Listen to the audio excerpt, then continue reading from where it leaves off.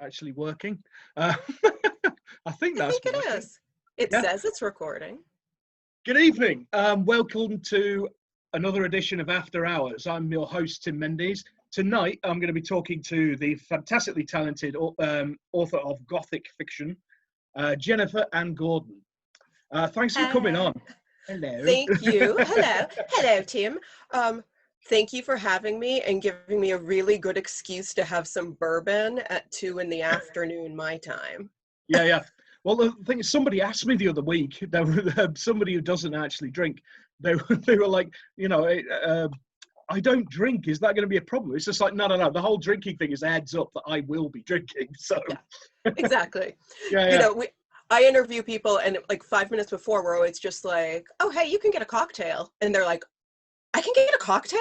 Wait. And it's amazing how fast people can whip up a gin and tonic these days. Like, oh, mate, yeah. I mean, I love gin. Is my tipple of choice, to be honest. Is it? Oh, I'm allergic to gin. Isn't that awful?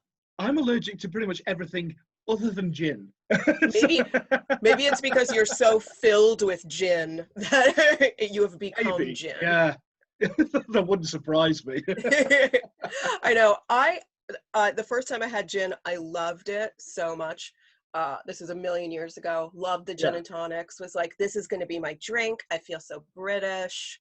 My grandma used to drink these, but she was kind of cool. She was like a painter alcoholic, not just an alcoholic. So I thought it was going to be great. What you mean is bohemian. Bohemian. I don't think so. I'm from New Hampshire in the United States, so it's not bohemian here. It is just really like just a painter and an alcoholic. But gin was her drink of choice. I thought it would be mine.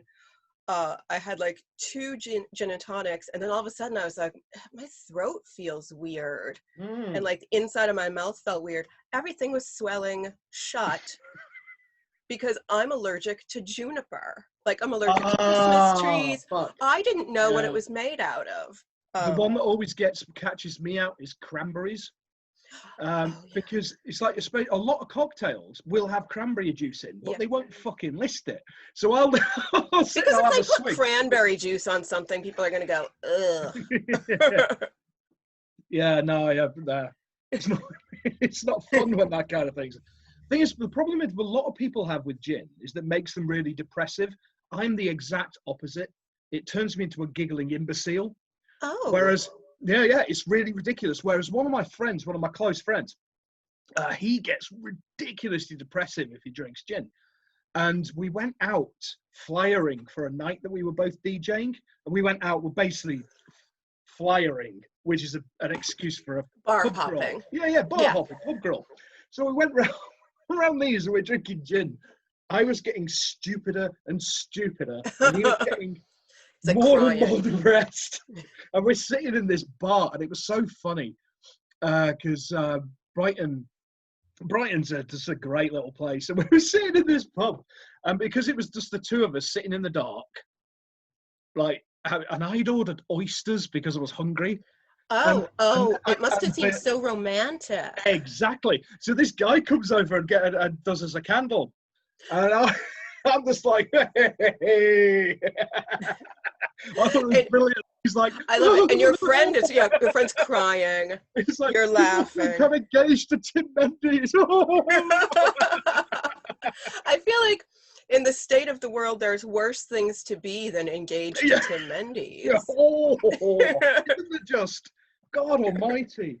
It's just like, oh man. Beginning of this year, I had all these gigs planned. I had all this planned. I had tickets. I had fucking time off and all this kind of stuff. Gone. So before COVID, pre-COVID, my job. Do you even remember it? I do, vaguely. It's like a hazy, my job was a professional ballroom dancer and a professional performer. I've seen some of your videos you and Roman have done with the old ballroom stuff. Yeah. I'm in awe because I love dancing, but the only thing I can do is the goth 2-step with 2 steps forward, 2 steps back. Yeah. Oh, I know. Catch the bats. You got to catch the bats as well. You know that one. That's all I can do. But see, you before I ballroom danced, I did a lot of that, like witchcraft, bathing in the moonlight, That's the dancing, like one. this kind of girly stuff. That. Yeah. So, but before COVID, yeah, I was a professional performer and teacher. So we had, you know, that was half of our income is like side gigs, performing places and teaching places. Of course, yeah. And of course, that all dries up. And we're like, oh, can I swear? I can swear, right? Of course you can, yeah. Okay. So we're like, fuck, what the hell are we going to do? And I also did burlesque. That can't happen anymore. So it's like, now I'm just stuck with being a writer. I have to use my brain. It can't just be my boobs anymore. Well, the thing is, because I'm a DJ, and I used to DJ a lot of burlesque and that kind of stuff down here. And all of, I mean, I started DJing in the 90s, doing all the goth clubs and festivals and all that kind of business. And I've done like burlesque, and I used to do fetish clubs a lot. I used to DJ them a lot. And it is great fun, but that's how I make my money. That's how I make my living. And then all of a sudden this happens. Nope. Okay. Like, everything you know how to make money by doing doesn't exist anymore. Basically, I'm a house cat now. Exactly the same. Exactly. I said this to you earlier, didn't I? But, I was like, you're going out when you had to run an errand. Yeah. Yesterday, I had to run an errand, and I'm like, what do I wear for this? Like, I was more like, how much my elbow's going to hurt when I get in. Just get out of the way. I hate going shopping and getting amongst lots of people at the best of times. But in the middle of a pandemic, oh man. Yeah, you know, I hate shopping. I think from years of working retail when I had no other viable skills besides being a retail employee, which is an incredibly viable skill that I realized I didn't have because I'm not patient or nice in stores. I'll tell you a story in a minute. Add the pandemic onto this and having people, especially in the early days, where I'd wear a mask. And there's a lot of anti-maskers around here that would literally like call me the C word under their breath just because I'm like wearing a mask. For wearing a mask and being respectfully standing 6 feet away from them. People like, you know, they're like, oh, well, fuck you. I'm just going to touch everything. I'm just going to touch everything. And I'm going to take all this time. You stupid C word. It's just like, what is your fucking malfunction? For Christ's sake. I've wanted to wear a mask my entire life. Not wrong with wearing a mask. Yeah. I know. I'm like, fuck yes. Can I wear a full costume with it? I love the idea of apocalypse wear. I've got like some actual proper masquerade stuff because I used to do. We used to. It was when I lived in the Midlands. Like, it was about like 20 years ago. But we used to do this thing at Aston Ballroom. We used to do a sort of Midsummer Night's fucking masquerade ball. Love We'd have that. bands on. And, it's great fun. I have more ridiculous clothes and more masks and more hats than I do regular clothes because as a performer, that's what you need. So, and at the dance studio that we worked at, once a month, we would have a costume ball of some kind. My boss was great and she has similar likings to me. So we had a lot of like steampunk balls, a lot of vampire balls, a lot of like, you know, haunted masquerade. Yeah. So this is all sounding so familiar. Yeah. My wardrobe is a ton of like weird top hats, long coats, corsets, like pirate wear, and 1920s clothes because I do or did cosplay a lot as a jazz baby. Yeah, the flapper kind of thing. Well, I used to actually be in a pirate band, and I actually used to do the reenactment festivals.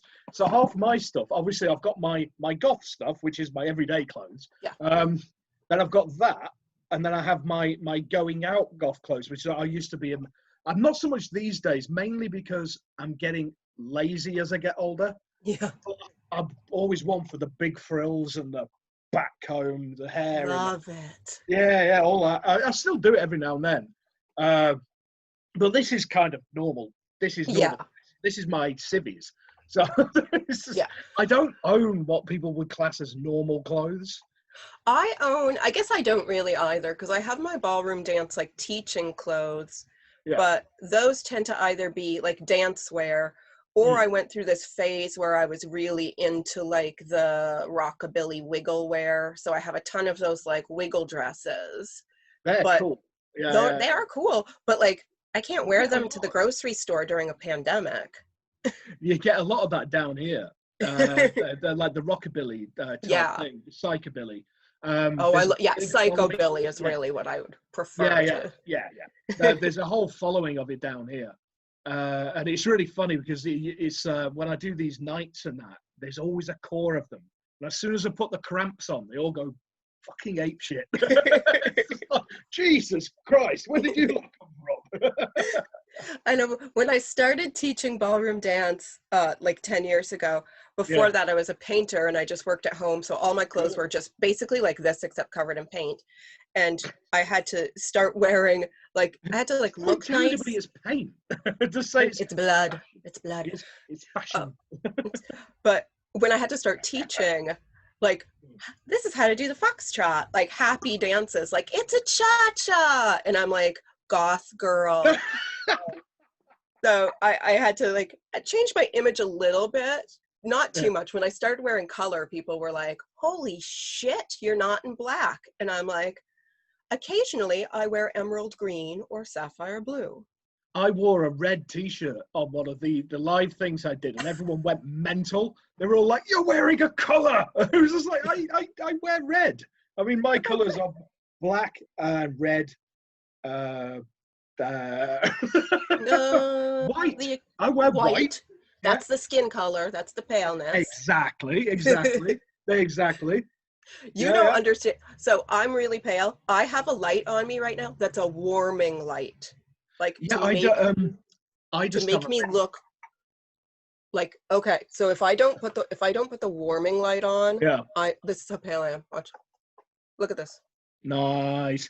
Yeah, to be honest, I look more tanned than I actually am. If you look at, it's because of the light bulb in here is a dim light bulb, and the reason I've done that is because the first few of them are things I look like a freshly dug up cadaver. Yeah, and I think so many people. Oh, sorry. Oh, sorry. No, it's all right. It's fine. It's pub chat. Remember? It's pub chat. We talk crap at each other for an hour. No, it's I spotted in your bio that you're naturally ginger. I am naturally ginger. So am I. Oh my gosh. Yeah, so this is why our skin is like almost blue. Yes, pretty much. So I was selling this to Michelle River on the last one of these. I was just like, you see that colour? That's my natural colour. I'm like, hold on. I showed you, but I'm like, oh, that's a tattoo. Yeah, it's like, there we go. That's the one. It's almost clear. I don't know if you can see that in the sunlight. It's almost like a fish. Translucent. Like translucent. You can see inside my body. The first few podcasts I did, people kept saying, you look so bleached out. And I'm like, that's the color of my skin. Yeah. They're like, how do you go out into the sun? I'm like, I don't go out into the sun. That evil thing up there. I have a sun hat. Yeah. And a parasol. Actually, I have a big old Stetson. I have a big hat. You must have the same problem with me. If you're naturally fair and naturally ginger, as soon as I get out in the sun, I just turn bright red. Yeah, it's like I'm going to burst into flames. Exactly. And my bright red it's like splotchy red too. It's not even an even red. It's just like patches. And then I get that horrible skin peeling thing as well. Yeah, and then I get like eczema. It's just not a good look. It's really not, is it? It looks like you got leprosy or something. I know. Like I'm physically dying of something that I caught in a Victorian era mill building. Like something in a working house. Yes, in a working house. Like, this is what killed the Irish girls back in the day, whatever it was. A few years ago, I went to Las Vegas with Roman to visit some friends, and you didn't go to one of them chapels, did you? No. I was about to turn off the live feed if you did. No. Bye. No, we went to Vegas because we have friends there, and we got really cheap tickets. Nice. And but we went in the middle of July, and I'd never been to Las Vegas, and I didn't Oh, understand that it was going to be 120 degrees during the day. We went out a couple times. We went to like the old sign graveyard and did a couple things, but we would leave really early and then like run back to their house by like 9 a.m. And we just spent like the whole week eating Grubhub at their house. And they were like, what do you guys want to do? And we're like, we don't want to do anything. I don't want to go into the sun. My skin was like peeling off in sheets. Yeah. Like when you when you decorate your house and you steam off wallpaper. Yes. And it just comes off and it like slurps off. It was like that. Yeah. We spent that week in their pool, Roman drinking gin. I was drinking, I think, whiskey, and then it just being submerged in water under like sun umbrellas. And people were like, how'd you like Vegas? Did you like the Strip? And we're like, I didn't really see the Strip. I went to an animal circus that I thought was going to be really cool, but it was meant for 2-year-olds, but that's fine. I still went. It was like a cat circus. It was like a circus where they trained rescue cats to do tricks. So that could be really cool. I liked it. I splurged the extra $5 per ticket to get VIP seats. I know. I was like, oh my gosh, we're sitting in the front row. And Roman just kept saying, for people who are watching who don't know, Roman is my fiance. Roman kept saying, do not reach up and touch the cats, because I have a problem. Like if I'm in a museum, I've been known to accidentally touch the paintings and be removed from the museums. So seeing a cat circus, I was like, I'm going to touch the cat in the middle of its trick. And he's like, no, don't touch the cats. And I felt bad because we were the only 2 adults there, like in the front row, sitting in front of these little like 3-year-olds behind us who then couldn't see. But I'm like, I paid the extra $5. I'm not changing seats with the 2-year-old. I was like, they have like medieval festivals and things like that in Britain. We do. Yeah, but there's one actually down here at Herstmassoo Castle that we tend to go to a lot. We used to do a reenactment and stuff like that, and friends do. And one year we went, and I'm from the north, right? And the stereotype of people from the north of England is that they all have ferrets and wear flat caps, right? I got there, they had ferret racing. Oh. And my missus's sister goes, where's Tim gone? She's like, oh, for fuck's sake. And I'm over there going, come on. It's like what they do. I don't know if you've seen ferret racing. They have traps. They have the traps like greyhounds, but they have like tunnels, like mesh tunnels. And I'm there. I'm gambling. I'm betting on the ferrets. And it's me and a bunch of kids. And I'm like, come on. Cheering on my ferret, man. I won. My ferret won. It's because you were an adult and you knew what kind of ferret to bet on. The kids were probably just like, that one's pretty. Exactly. They're not good gamblers yet. Yeah, this is it. You've got to look at the breeding and all. Yeah. I'm just gonna... like the muscular nature of their tiny legs. Oh, yeah. Jesus, they can move. They really can. Yeah, my granddad used to breed them, you see. So, oh my gosh, of course he did. And when I used to get, like when I was a kid, I used to get told to take the ferrets for a walk, which meant which meant basically put the ferrets in your coat, go on the hills and catch some rabbits. Oh. I know, I was trying to imagine like all the ferrets on little leashes, but... Yeah, no. Taking the ferrets for a walk was a euphemism. Which led directly to you being a horror writer, probably. Oh, why? I mean, yeah. I mean, I've always, yeah. It's like, speaking of Roman earlier, is he around somewhere? He is someplace. He's lurking. Oh, no, yeah, tell him I said hello. And I've got to commend the guy. He keeps getting some really cool pictures of insects. Like yes. That one on the wing mirror. That was I can't remember the breed of stick insect, but I used to breed. That's right. You were the one that would bred them. Yeah. So that day Roman left the house and he came running back in like 2 minutes later with this look on his face, and he's like, you have to see, there's something outside. And I thought, I don't know what I thought, like maybe one of our neighbors was dead or something, well, something had happened. Again, that's you being a horror writer and jumping straight for the worst case scenario. I did. I was like, oh my gosh, there's like a corpse in the road. So I was like, so I ran out, and he's like, look at the car. And then I thought one of our redneck neighbors, oh, I shouldn't say that, smashed the windows because they're a Trump supporter. And I was looking at the car, and I'm like, I don't see anything wrong with the car. And he's like, the mirror. And I'm like, and of course I look down, and I'm like, oh my gosh, it's so cute. Yeah. Have I got something I could keep you in? I know. That's what I thought. I was like, I wish we still had our hermit crab tank. I would put that. Oh, I love crabs. I keep ornamental shrimp at the minute. Little, really? Yeah, cherry shrimp and things like that. And there was a time I went into there's a pet shop down the road, and I went in to get a filter for their tank. And I don't know what the hell happened, but you know they have like crickets and things like that. Yeah. For lizards and stuff. And I think I love insects. So I'm over there playing with them. Oh, you're really cute, all the rest of it.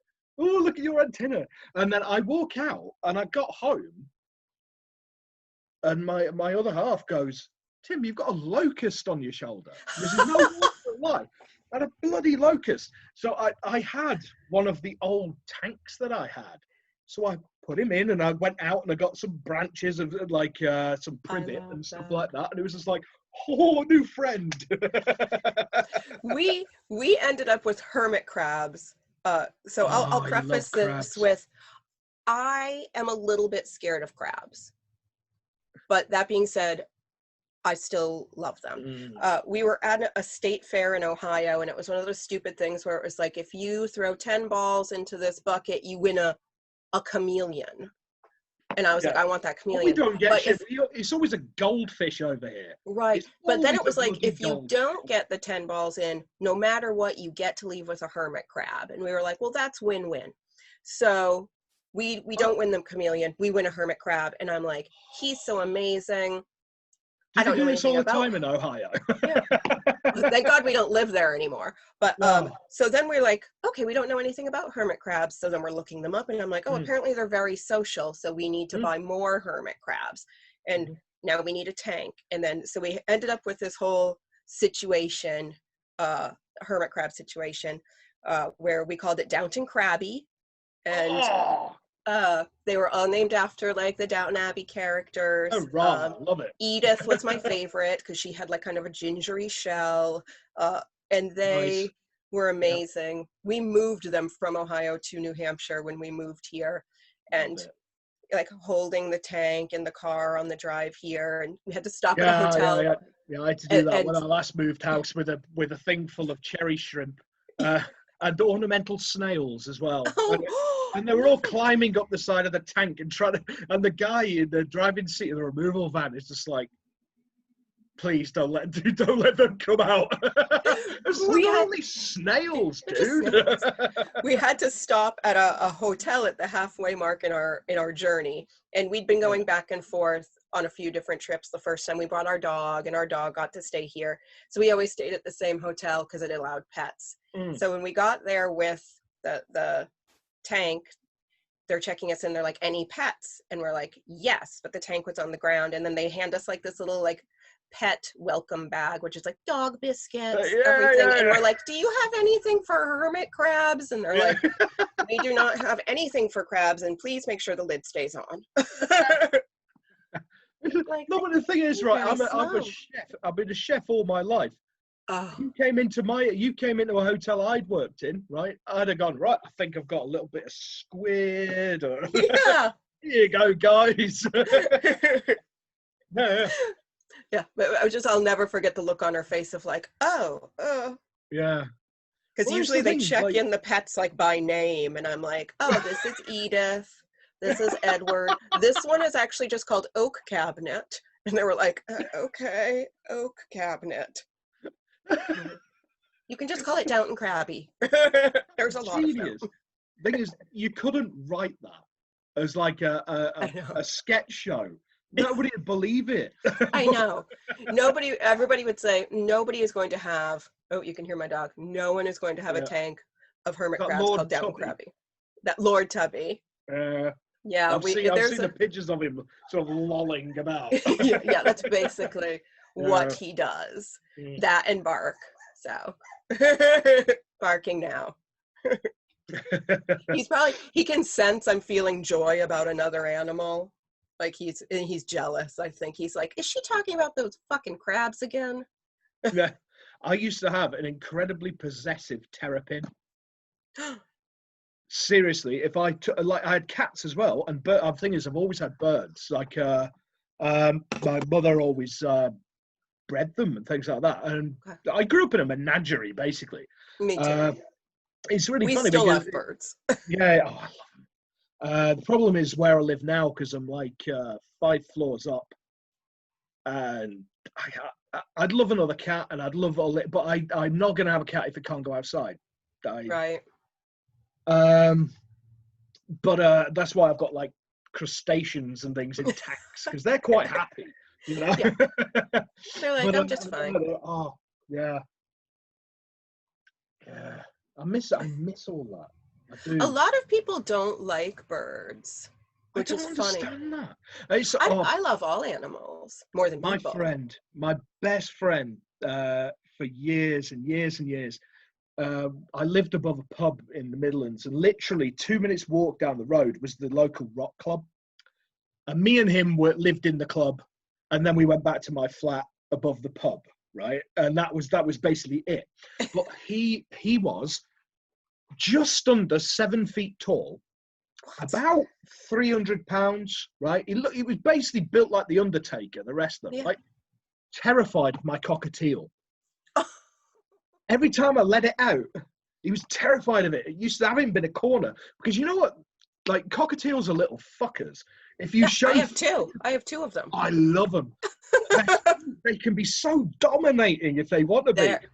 Yeah. So, I will tell you about our cockatiels. I have Stewie and Cricket. Stewie is a very old cockatiel. He's like 19, close to 20. Jesus. Stewie and his former mate Julie tried to have babies for years, but the babies never hatched. And then my mother found somebody who had a baby cockatiel, and she was or had an egg, and my mom was like, "Can I buy that egg, because they'll take care of it?" And she was like, "Yes." Yeah. So she bought this egg. They did take care of it, and out birthed Cricket. Cricket is our very horny cockatiel. He's like 10 now.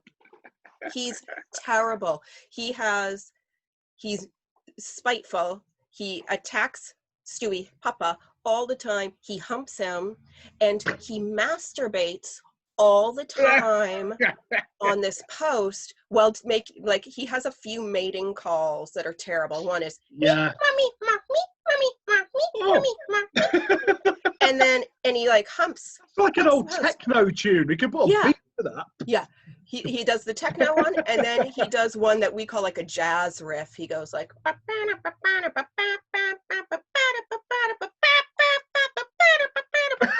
and it gets louder and louder while he's humping, and eventually, and eventually, like Stewie, his father, makes this noise like shut up, and then he stops and he gets really quiet and keeps doing it.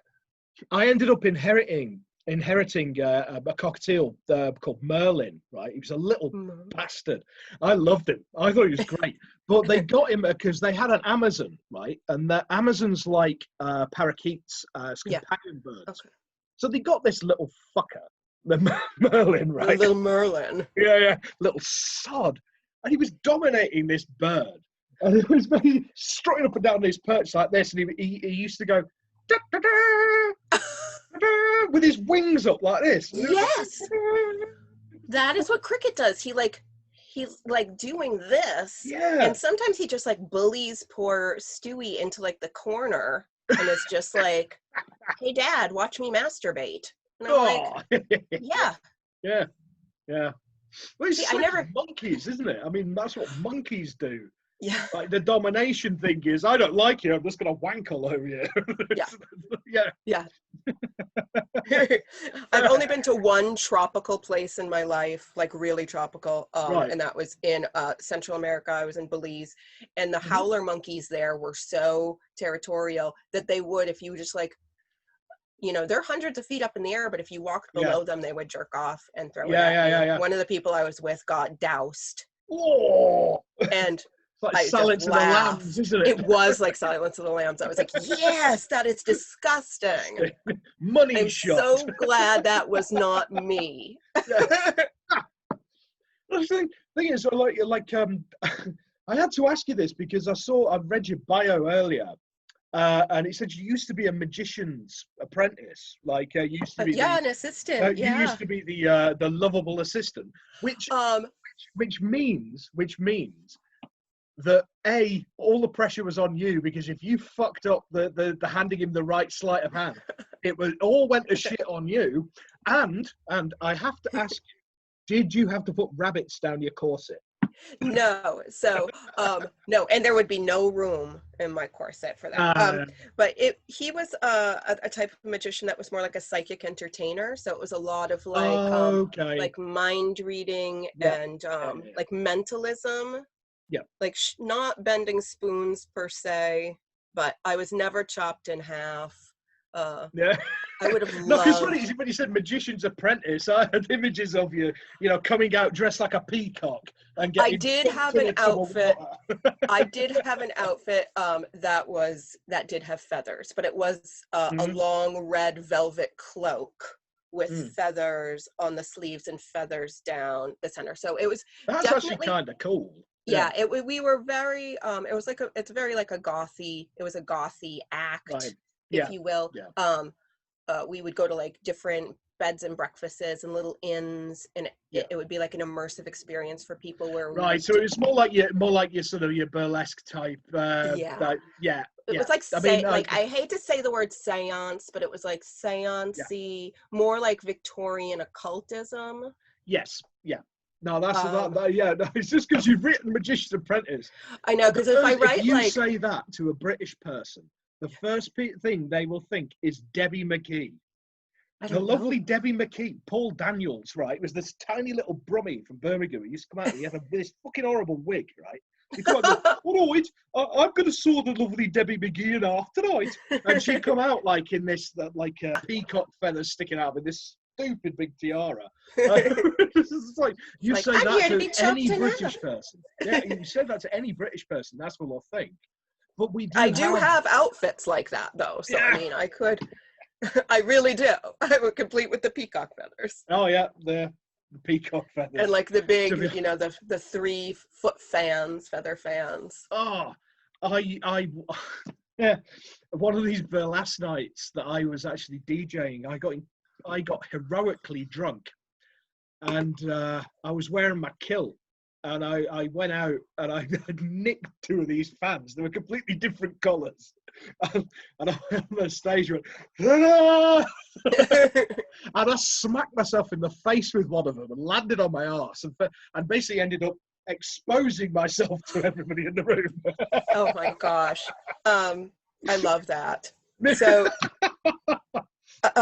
so my burlesque troupe, I had a burlesque troupe for 5 years that I was the choreographer for and the creative director for. We were called Absinthe and Opium. And love it. Before our shows, we would give out, because they were 21 plus, free absinthe cocktails. So our audience was very lubricated for our shows.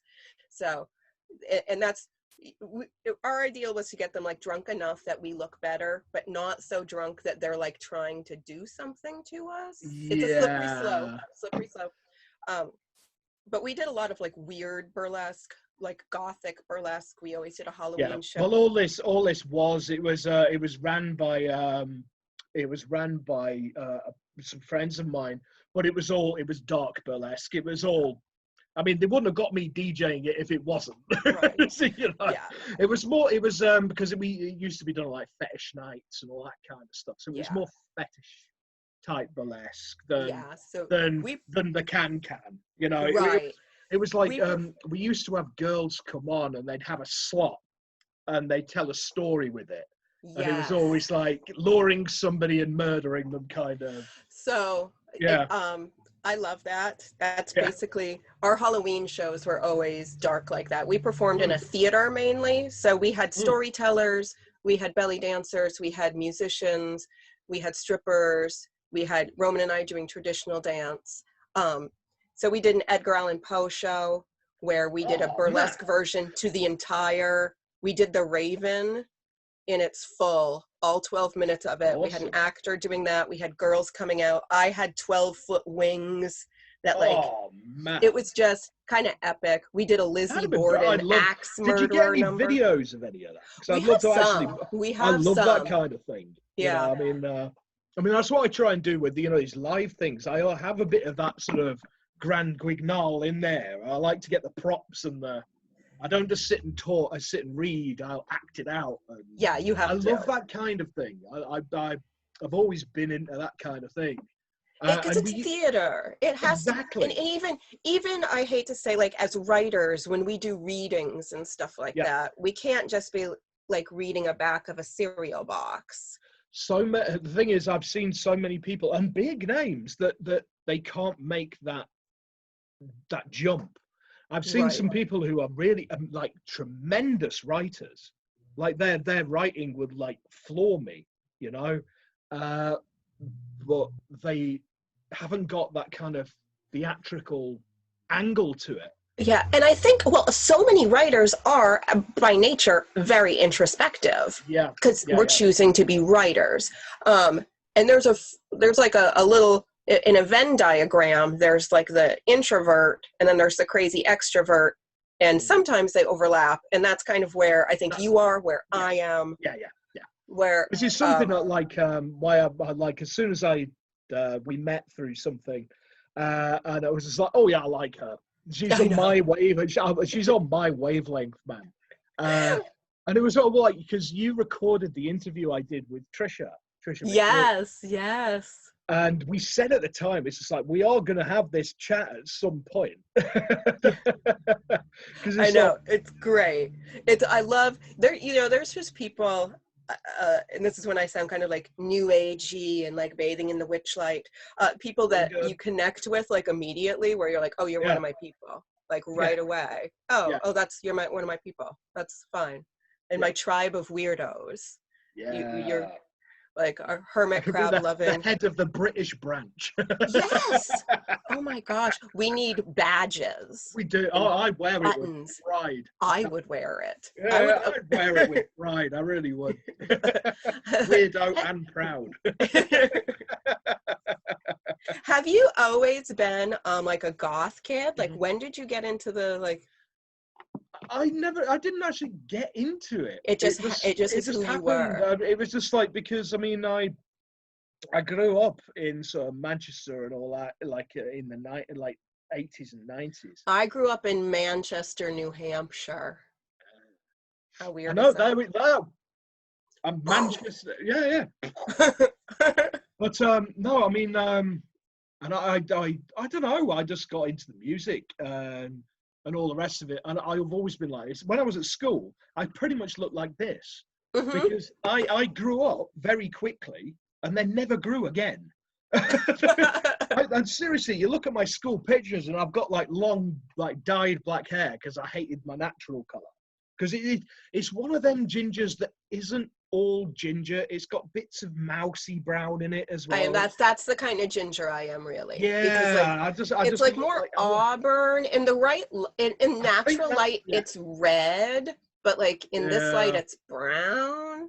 Yeah, that's like mine. It's one of those non-colors, and it used to really fucking annoy me, especially because my facial hair is quite dark. It's dark. Yeah. So I was just like, dyed it, and it's like my last year of school, because I bailed when I was 16. The picture there, I'm stood right in the center, and I look so cheesed off to be there. And I'm there with hair down here and eyeliner. Yes. And everyone around me is sort of like giving me a wide berth. I was like on my row, there was me and my two mates who also had long hair. Neither of them were like goths, but they were sort of metal kiddies, guys. Yeah. They were into like the time, like one of them was really into Iron Maiden, the other one was really into Slayer. So I had them here, and then me in the middle, looking like a just fallen out of a Sisters of Mercy concert. I feel like when I look at my high school picture, or like the little candid pictures of me that I have in high school, I'm wearing like the same stinking outfits, like all black and white striped socks, combat boots. My hair is still the same. It's like not as nice now, I guess, because there's a lot of gray in it. But I'm like, I think I haven't changed my lipstick color since I was young. Like nothing has changed. So the only thing that's really ever changed with me has been the hair, because for a long time I went with a really high undercut. Oh, okay. And I had it braided. And I used to wear a Stetson a lot, but I was going through a major sort of industrial sort of ministry phase. I was just going to say, you went through, everybody goes through their ministry phase. Yeah, exactly. Yeah. And I was there and giving it like, you got these pictures and you got all these kiddies, it's like the early 90s. And and they look like Take That and all these pop bands at the time, and all the girls look like the Spice Girls, and there's me looking like fucking Al Jurgensen from Ministry. I feel like I went through this like brief New Kids on the Block phase, obviously. You didn't, but then and I still have like a fondness for the New Kids, because that was like my puberty, my very early puberty, when I was like, boys, look at that. But then I was Bananarama.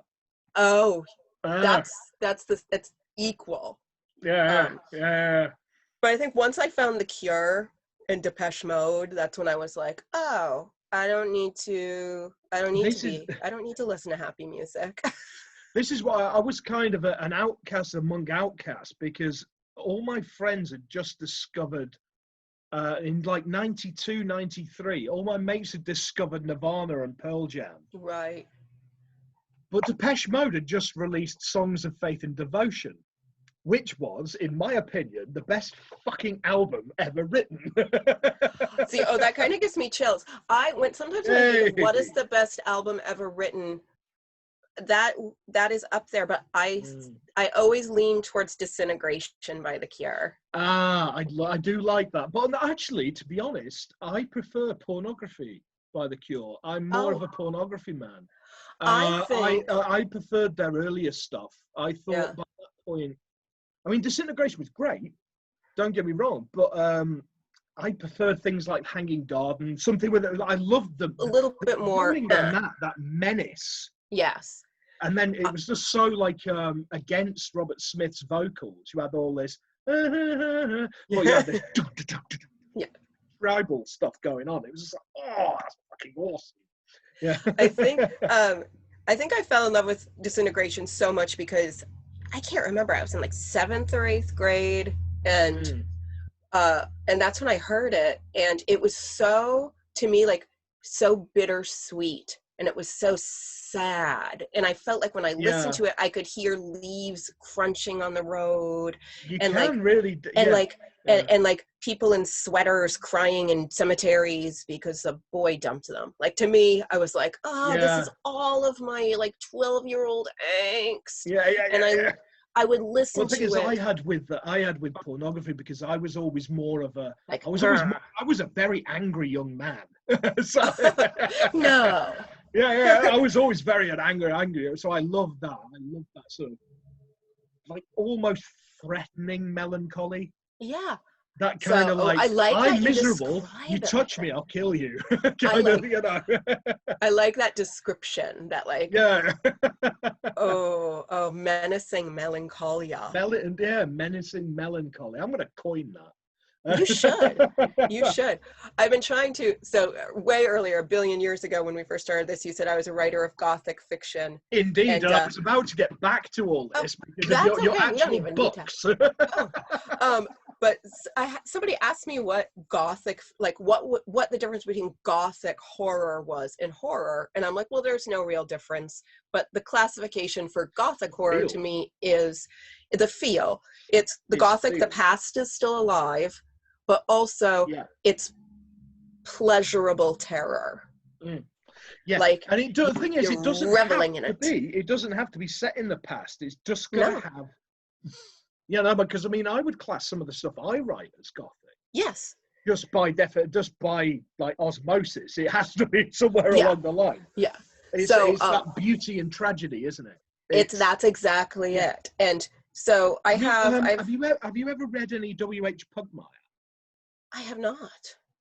He died a couple of years ago, but he was one of the more recent Lovecraft Circle. But his stuff it's poetic. I mean, because I mean it's very cosmic horror. It's all Lovecraftian stuff, but he's got his own take on it, and he was a huge fan of Oscar Wilde and Baudelaire. Oh. And he does these epic poems, man. Seriously, check him out if you like that. I will. I mean, he is my modern day hero. Is W.H. Pugmire. I will check him out because so when I write Gothic, I hate to do that air quotes, but when I write Gothic horror, I always want to break people's fingers when they do that. Because I just know some people. I've had people read my books and go, "It's not horror," and I'm like, "Go fuck yourself." So sorry everybody who doesn't think it's horror, but when I write Gothic fiction, I'm very lyrical. It's almost it's a fine line between a novel and a poem for me. Where memories. I mean, I am with my stuff that goes Gothic because I can just smell absinthe in my sinuses when I'm writing it, you know. I know. Somebody asked me, they're like, I don't know. They read my book and they loved it, and they were just like, I loved it because it was like a hallucination. I didn't know what was real and what wasn't, and I was like, well, that's because half of my characters are on laudanum. Yeah. They didn't know what the hell was going on. So I actually remember we had this talk, didn't we, about the taste of laudanum. Yes. Yeah, we actually you see, for you there at home, what we talk about when we talk to each other, it's like, so laudanum, would you describe it as bitter and earthy? No, I know. I'm like, it's like licorice and rotted leaves. Yeah. I'm thinking soil and aniseed. Yes, exactly. As it was our conversation, I'm like, is that right? Is that? I think that's what I'm going with. I can't get my hands on a bottle of laudanum from 1873 to taste it, but I feel like it would be soil and somewhere between wet dirt and sambuca. Yeah, that's kind of what I've always. Yeah, and that's what we kind of settled on, wasn't it? Yeah, kind of like if two of us settle on it, then it's a thing. Licorice and wet dirt. Yeah, which strangely sounds appealing to me. I'm just like, I would try that. I remember when they first, because absinthe was banned for a long time. I remember when they first they relaxed the laws over here in like 99, 2000. But you had to have you could only serve it if you had a table service, and everyone was limited to a certain amount, right? And we had it on in this little tiny goth club above a pub in the middle of Wolverhampton, right? And we sat down, and we had these girls in burlesque coming out with these you had the whole works, man, the tridents. Oh, with all this little sugar cubes with spoons. Superb. But because I was a DJ, the limit didn't count for me. So what we're saying is you don't remember the rest of the night. I remember it being very pretty. That's about it. Because this is probably when they I woke up on a strange person's floor. Sign of a good evening, I was in my 20s. It was a sign of a good night. Wake up on some random wake up on some random person's floor, going, "Why can I taste star of anise?"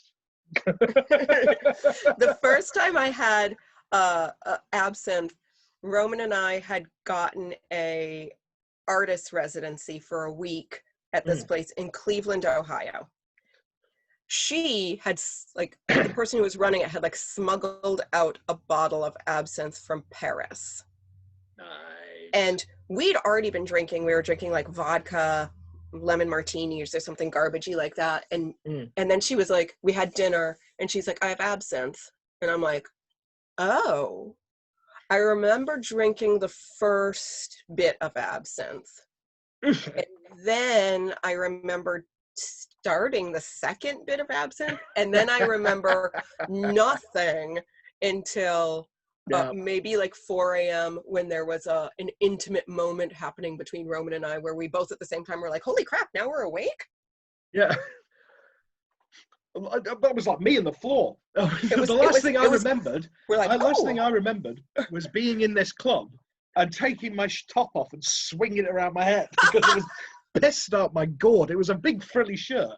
So I took it off and held it by the sleeve and it took up the entirety of the dance floor. It was like a bloody helicopter propeller, you know. Whoop, whoop, whoop. Absinthe, man. I know. Yeah. Have you seen the movie We Lurk in the Shadows? Or maybe is that the name? Or it's a comedy, a very dry, I think it's Australian or New Zealand. It's about vampires. And they live in like a flat together, and it's pseudo reality show. It is stinking hilarious because they talk about how they're like, we are vampires, we go to goth clubs now, and they wear like all the outfits and they're trying to blend in. I have never laughed so hard in my life because Roman and I were just cracking up and he's like, I think they're describing our wardrobes. I mean, the one thing I saw about like the goth thing in mainstream that made me like piss my pants was it was actually The Big Bang Theory. It was. I've like never seen an episode of that. No, but it was early on. It's on all the blood. There's one channel, right, E4, when it's just repeated all the fucking time. And I think I was hungover and I'm watching this thing on TV, and nothing was really sinking in until this episode. And the horny one of the group, Wallowitz, decides that he's going to go goth. He's going to go goth and go to the goth club. So him and Raj, the Indian guy who can't speak to women, they wear these tattoo sleeves and they got this goth club.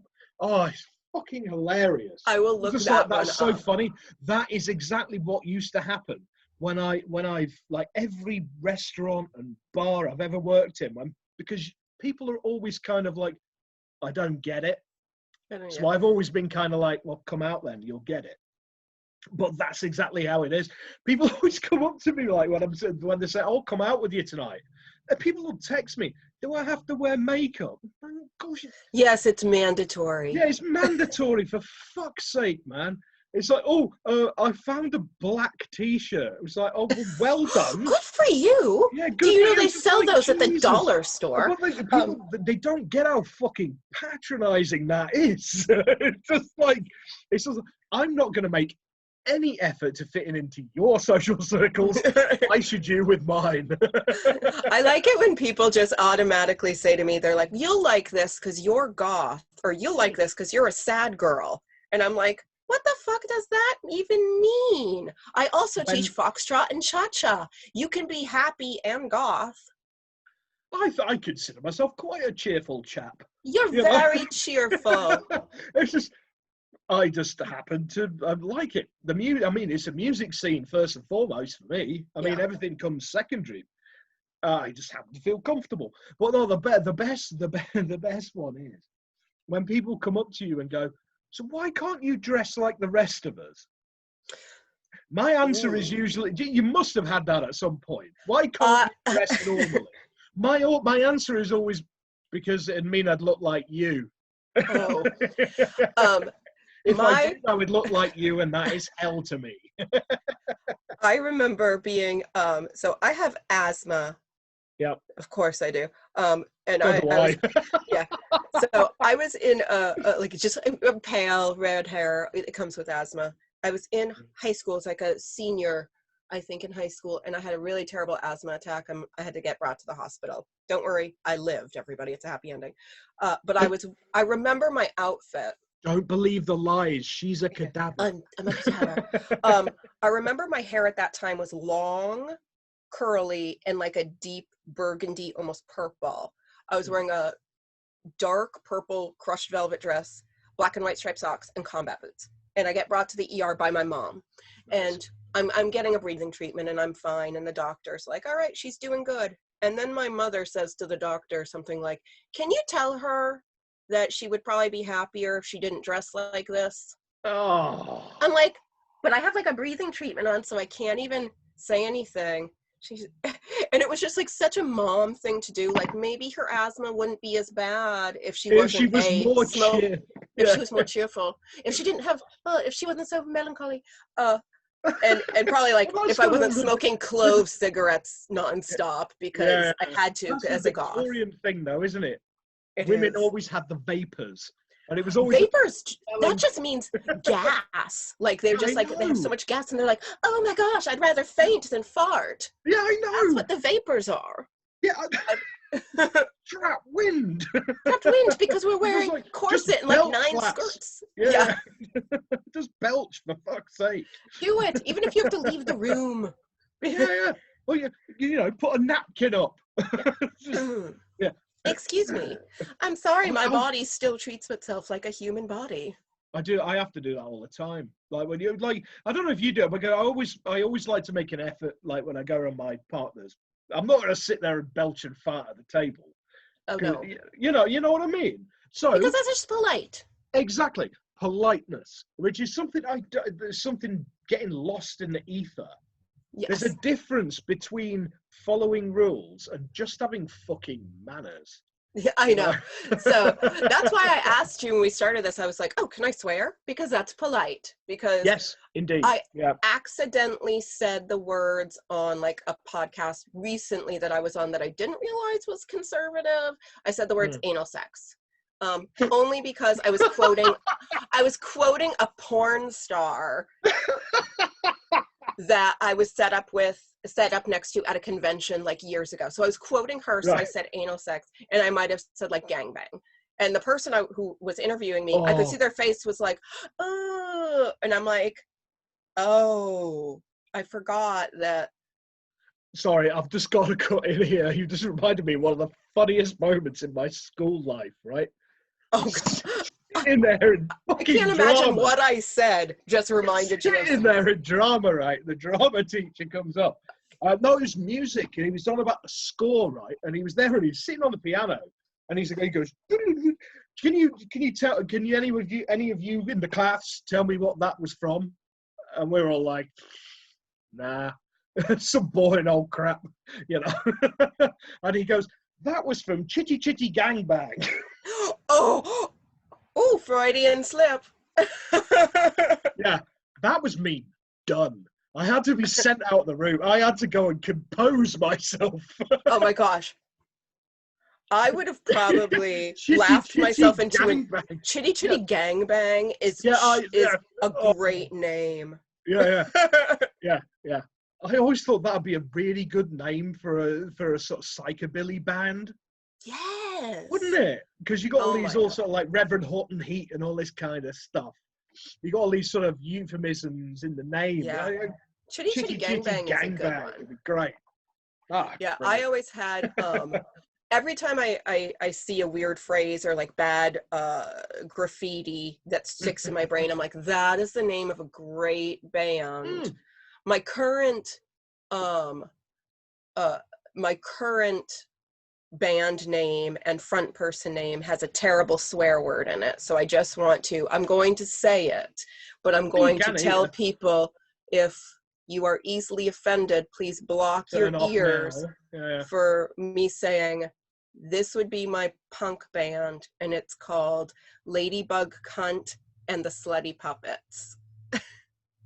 And I would be Ladybug Cunt, where I would do like punk rap, punk like goth rap. Love it. I think Roman even wrote a song about it just jokingly, but I'm like, hell yeah. If this writing thing doesn't work out. Brilliant. I absolutely love it. You see, over here, you're never going to offend anybody with the word cunt. Billy Connolly, right, he was talking about America, and he said, he has a lot of trouble because he's Scottish, right? So he uses cunt the same way some other people use punctuation.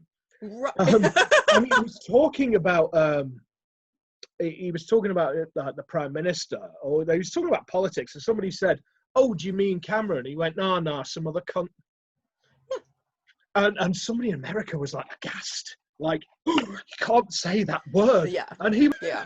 That word, it doesn't offend me. Very few words offend me. Racist words offend me. Derogatory terms. Racist and derogatory terms.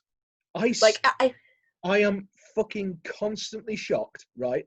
We are living in 2020, and people are still doing this shit. I don't get it. We should have had this done by now. It's like, why are people such wankers? I would think, especially since we claim we're like this dominant species, like humans are the fucking best thing ever. Well, fuck you. We're not picking on different colored ants, do we? Right. I was like, if we could at least like get our shit together where we're not killing people for no reason, hating people for no reason, then maybe we'll be the best species on this planet. But for right now, I feel like most of the animals are way ahead of us. Well, it was something I did one of the, you get them from time to time, you get these sort of text interviews, and you have the questions, and I fill in the blanks, basically. And one of them was about whether you'd kill the pet or not. And I was like, well, I don't, because there's stuff, schools of horror. And I'm like, yeah, I'll kill a pet if the pet is necessary. But in my stuff, the pet is more likely to kill you. And that stems from the fact that this is a generalization, present company accepted and some very cool people accepted. I prefer animals to people because animals don't have a fucking agenda. So in one of my books, I broke I know there's cardinal rules where you shouldn't kill an animal, but I didn't describe it. Necessary. But it was necessary for my character because you had to understand her psychosis. And then it's later explained why she did it. She didn't. So it's very strange. But, everybody says like that. There's a documentary that's called Don't Fuck with Cats. Like, there might be in one of my books at some point, so I don't want to give spoilers, but a cat dies. It's not a cat you're attached to. It's not a cat you're attached to. It's just a cat. It's random. It's quick. It is sad. I love animals more than anything. I'm a vegetarian, but I did kill a cat in one of my books. Oh, I've killed all manner of creatures in mine, but they're always off camera. Yeah, this was like basically, it was like an in the shadows kind of. Mine is usually cadavers. Like you'll find like. I did have a cadaver. Yeah, I usually find the cadaver of a dog. And it's hinted that the main character, while they were going fucking crazy, ate them. That kind of thing. So I had only one on camera, but in the shadows, non-described animal death. And it is, and truthfully, when people read it, they're going to go, trust me, it's actually necessary for the plot. You might not see that for a while, but it is necessary. As long as it's not gratuitous, man. It wasn't, and I say that about everything. I mean, you can, as long as it isn't gratuitous, as long as there's a bloody point. I mean, because I've done a bit of slush reading and things like that. Yeah. And I've had these stories come through, right? And some of them, it's like a fucking snuff fantasy. Yes. It's just like, did you write that one-handed while you were jacking off? It's just like, I don't understand people's malfunction. It's just like, did you honestly think we're going to fucking print that? That and sometimes I think people write overly violent and overly sexual, and again, I have no problem with either of those things, to fill a word count. Like, if your plot and your story can't fill the word count, don't fill the last 2,000 words with, somebody's cock going in and out. That is some brilliant knife advice. Again and again and again. Like a cock. Yeah. Like a cock going in and out. And again, I am not opposed to. That is some great advice. Like, here we go. This is now a public service. Yeah. Writers out there, if you're low on the word count, it's okay if it's a novella. Yeah. I mean, a lot of the thing is, my stuff, I never think about word counts when I'm writing. I'll get an idea, I'll write for something. Sometimes it hits. I mean, I've got a novella coming out in a month or something, which started out as a short story for a monthly competition, right? And I started writing it, and I was just like, well, and I did, I clicked word count. It was like 7,000 words. It was just like, what was the word count on that again? 6,000. Fuck it. I guess it's a novelette. So I carried on going, and then went, hang on, let's have a look again. It's like, no, it's a novella. Yep. So my debut novel is called, this I'm going to plug myself right here, Beautiful, Frightening, and Silent. That book is up for, it's in the finals for the Kindle Awards for Yeah, best I was horror going to bring novel. that up. I was really like, because I said on that, it's like, I mean, that's some like I'm awesome. I'm thrilled and Yeah. shocked because it's a very poetic, really like symbolism heavy novel. It's very literary. But that book I started, I always joke I started it 20 years ago because I thought it was going to be a play, then I thought it was going to be a graphic novel, and then I gave up on it. Yeah. And then I said, fuck it, I'm just going to write a short story. And that short story turned into Beautiful, Frightening, and Silent, which is now, in the top 5 horror novels. It's kind of taken off because I remember when you launched it, and I remember my reading pile is like Ben Nevis in here. Yeah, mine's ridiculous. Yeah, my to be read. It is on my list because it sounds like my cup of tea. And I remember when you released it, and I thought, oh, that sounds really kind of cool. And you had this cool cover going on as well. Because I remember you were entering that into some thingamabobs. And I just remember thinking, that sounds really great. And then I've seen all your promo coming up to the new one you've got out. Yes. That? It's called From Daylight to Madness. Isn't and that's start of a series, isn't it? Because I see that you've got it's a start of a 2-book series. So you've got that coming out in November, haven't you? I do. Yeah. And then it's done. Right. And this I had to cut in half because word count reasons. Again, there we go. This is what because I thought I was writing one book. I was like, okay, I'm writing one book, and then I was like, holy shit! And then I did like a poll on Facebook. To me, it's still one long book, but I did a poll on Facebook like, what is the length of the book that people want to read right now? Let's say it's an ebook, and I was shocked at how low their word counts were. They were no, it's more like novellas, isn't it? A lot of it. I know. People are like, I want it 55,000 words. I'm like, ooh, that can't happen. Yeah, I know. Yeah, somebody actually, they wanted, because I'm being a jobbing writer, you join all these groups, right? And yes. You see all these posts, and somebody actually posted up the other day, and they were like agonizing over word counts, and they were like saying, like, but what about characters? Should I worry about character counts and all the rest of it? And I just went, look, just don't worry about any of it. Just write it. Story. Yeah. Just write the story. You can always get the shears to it if you need to.